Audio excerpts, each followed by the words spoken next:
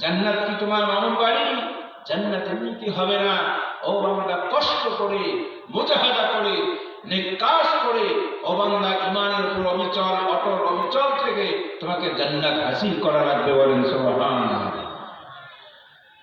সাহাবায়ে কেরাম রাদিয়াল্লাহু তাআলা আনহুম আজমাইন, তারা জীবন দিয়েছেন, তারা সম্পদ দিয়েছেন, তারা ইসলামের জন্য বাড়ি ঘর ছেড়েছেন। মক্কা থেকে মদিনা, মক্কা থেকে মদিনায় তারা হিজরত করেছেন। সব কিছু ছেড়ে তারা মদিনায় চলে গেলেন। কেন? কারণ পরকালীন জিন্দেগিতে তারা মুক্তি চান, আর আল্লাহর নান্দনিক জান্নাতের আশায় তারা সব কিছু দুনিয়াতে বিলীন করে দিয়েছে ইসলামের জন্য। যখন যেটা প্রয়োজন তখন তারা দিয়েছেন। বলেন সুবহানাল্লাহ।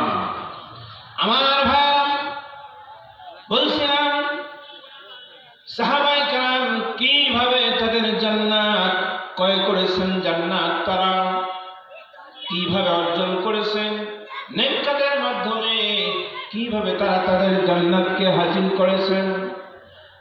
বদরের প্রান্তরে আল্লাহর নবী সাহাবীদেরকে নিয়ে হাজির হয়ে গেলেন। এখনো পর্যন্ত কুরাইশরা, কাফের মুশরিকরা এখনো পর্যন্ত জিহাদের ময়দানে আসে নাই। আল্লাহর নবী বলেন, সাহাবায়ে কেরাম তাবু গাড়ো, তাবুর ভিতর অবস্থান নাও। সাহাবায়ে কেরাম তাবুর ভিতর অবস্থান নিলেন। কিছুক্ষণ পরে যখন কুরাইশরা চলে আসলেন, জিহাদ শুরু হয়ে যাবে, আল্লাহ নবী তাবুর থেকে বের হয়ে আল্লাহ পাক রব্বুল আলামিনের মহাগ্রন্থ আল কোরআনের সূরা আলে ইমরানের 133 নম্বর আয়াতটি পাঠ করলেন। আল্লাহ নবী বলেন, ওয়াসারিউ, ও বান্দা আমার উম্মতেরা, দৌড়াও দৌড়াও দৌড়াও, ওয়াসারিউ, দৌড়াও। সাহাবায়ে কেরাম রাদিয়াল্লাহু তাআলা আনহুম আজমাইন কে আল্লাহ নবী বলেন, ও সাহাবায়ে কেরাম দৌড়াও দৌড়াও। সাহাবায়ে কেরাম ডাক দিয়ে বলেন, ও নবী, কোথায় দৌড়াবো, কোথায় দৌড়াবো? ও নবী, কোথায় দৌড়াবো? আল্লাহ নবী বলেন, ও সাহাবায়ে কেরাম ওঠো ওঠো ওঠো, দেরি করো না, দেরি করো না। ওই বদর প্রান্তরের দিকে যাও, গিয়ে তোমরা বীরত্বের সহিত জিহাদ করো। জিহাদ করে করে আল্লাহর জান্নাত তোমরা হাসিল করে নাও। বলেন সুবহানাল্লাহ। আর একটু জোরে বলেন তো সুবহানাল্লাহ। এবার উমাইর ইবনে হুমাম আনসারী রাদিয়াল্লাহু তাআলা আনহু একজন সাহাবী, উনি বললেন, হুজুর আশ্চর্য কথা, বদরের প্রান্তরে গিয়ে যদি শহীদ হয়ে যায় তাহলে আমি আল্লাহর জান্নাত পাবো, নান্দনিক জান্নাত পাবো।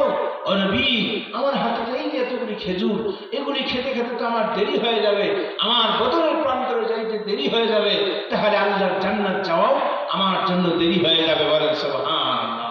এবার উমাইর ইবনে হুমাম আনসারী রাদিয়াল্লাহু তাআলা আনহু দেরি করলেন না।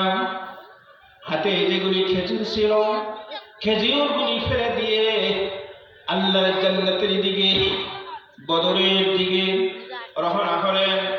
বদরের দিকে রওনা হলেন।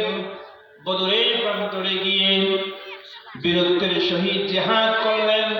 জিহাদ করতে করতে এক পর্যায়ে শহীদ হয়ে গেলেন। শহীদ হয়ে ওই উমাইর ইবনে হুমাম রাদিয়াল্লাহু তাআলা আনহুম আজমাইন, তিনি আল্লাহ জান্নাত ক্রয় করে নিলেন। বলেন সুবহানাল্লাহ।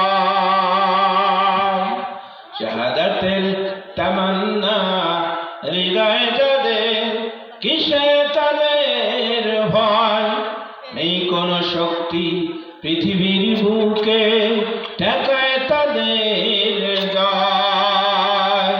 শাহাদাতের তামান্না হৃদয়ে যাদের, কিসে তাদের ভয়, নেই কোনো শক্তি পৃথিবীর বুকে ঠেকায় তাদের জয়।